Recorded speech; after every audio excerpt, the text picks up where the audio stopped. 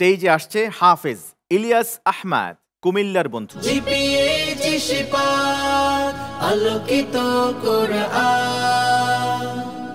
আসসালামু আলাইকুম ওয়া রাহমাতুল্লাহি ওয়া বারাকাতুহু। ওয়া আলাইকুম আসসালাম ওয়া রাহমাতুল্লাহি ওয়া বারাকাতুহু। ইলিয়াস আহমেদ প্রস্তুত? জি ইনশাআল্লাহ। প্রশ্ন করবেন ফদিলাতুদ ডক্টর ফৌকি মুহাম্মদ জাওয়াদা হাফিজাহুল্লাহ। اقرأ من قوله تعالى: من المؤمنين رجال صدقوا ما عاهدوا الله عليه. أعوذ بالله من الشيطان الرجيم. بسم الله الرحمن الرحيم. من المؤمنين رجال صدقوا ما عاهدوا الله عليه فمنهم من قضى نحبه ومنهم من ينتظر وما بدلوا تبديلا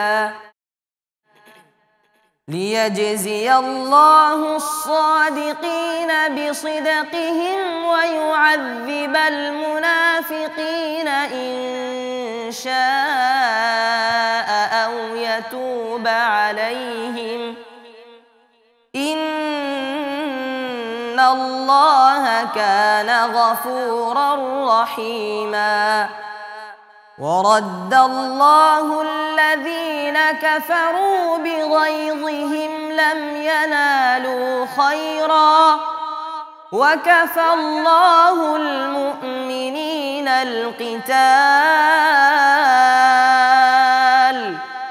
وكان الله قويا عزيزا وأنزل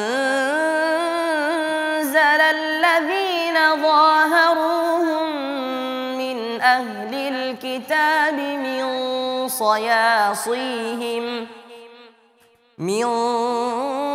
صياصيهم وقذف في قلوبهم الرعب فريقا تقتلون وتأسرون فريقا حسبك ইলিয়াস আহমেদ, চমৎকার পড়েছো মাশাআল্লাহ। কত বছর বয়স তোমার বর্তমানে? 14 বছর। 14 বছর, মাশাআল্লাহ। ঠিক আছে, আর কিছু প্রশ্ন করছি, অল্প, খুব সহজ প্রশ্ন। হ্যাঁ, রব্বে করিম কোরআনে করিমের বিভিন্ন জায়গাতে বলেছেন নাহনু আ'লামু। কোথায় কোথায় আছে নাহনু আ'লামু? যদি একটু পড়তে তুমি কি পারছো না নাকি মনে করার ট্রাই করছো? কোনটা বুঝি নাই। নাহনু আ'লামু বিমা ইয়াকুলুনা ওয়া মা আনতা আলাইহিম, এরকম আছে না? نحن أعلم بما يقولون إذ يقول أمثلهم طريقة إن لبثتم إلا يوما। আর কোথায় আছে? আরো আছে নাকি নেই? আছে? আচ্ছা, তাহলে পড়ো। نحن أعلم بما يقولون وما أنت عليهم بجبار فذكر بالقرآن من يخاف وعيد। আর কি আছে? ভয় নেই, কোনো ভয় নেই, রিল্যাক্স রিল্যাক্স। আচ্ছা, ঠিক আছে ঠিক আছে, থ্যাংক ইউ থ্যাংক ইউ। সাদাকাল্লাহুল আযীম। মাশাআল্লাহ মাশাআল্লাহ। ইলিয়াস আহমেদের তেলাওয়াত আমরা শুনছিলাম এবং পরবর্তীতে বিজ্ঞ বিচারক মুসাব্বাহাতের আয়াত ধরেছিলেন কোথায় কোথায় আছে নাহনু আ'লামু দিয়ে।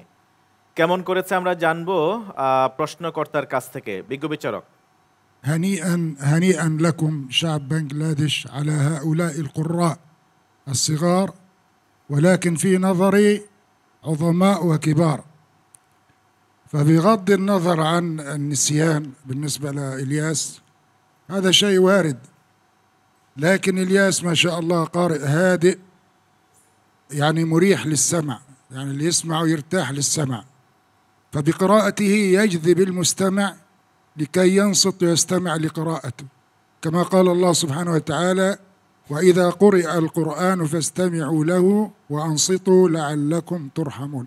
بارك الله فيكم وجزاكم الله خيرا، ونتمنى لكم مستقبل زاهر بإذن الله.